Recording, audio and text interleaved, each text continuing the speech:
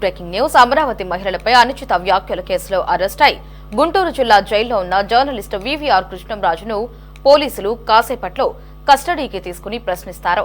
VVR కృష్ణంరాజును 3 రోజుల పాటు police కస్టడీకి ఇస్తూ మంగళగిరి న్యాయస్థానం నిన్న ఆదేశాలు ఇవ్వడంతో ఆయనను గుంటూరు జిల్లా జైలు నుంచి కస్టడీలోకి తీసుకుని వైద్య పరీక్షలు చేయించి తుళ్లూరు పోలీస్ స్టేషన్ కు తరలించి ప్రశ్నిస్తారు. ఇవాల్టి నుంచి 22వ తేదీ వరకు అంటే 3 రోజుల పాటు తుళ్లూరు పోలీసులు కృష్ణంరాజును విచారిస్తారు. అనుచిత వ్యాఖ్యల వెనుక ఎవరి ప్రోద్బలముంది, అలా ఎందుకు మాట్లాడాల్సి వచ్చింది అనే కోణంలో వివరాలు రాబడతారు.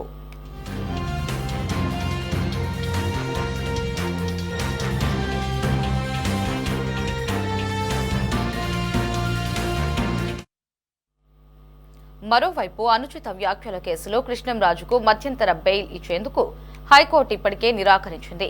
కేసు పూర్తి వివరాలు సమర్పించాలని తుళ్లూరు పోలీసులను ఆదేశిస్తూ తదుపరి విచారణను ఈ నెల 25కు వాయిదా వేసింది. దీంతో ఈ నెల 25లోపు పూర్తి వివరాలు హైకోర్టుకు అందజేసేందుకు తుళ్లూరు పోలీసులు కసరత్తు చేస్తున్నారు.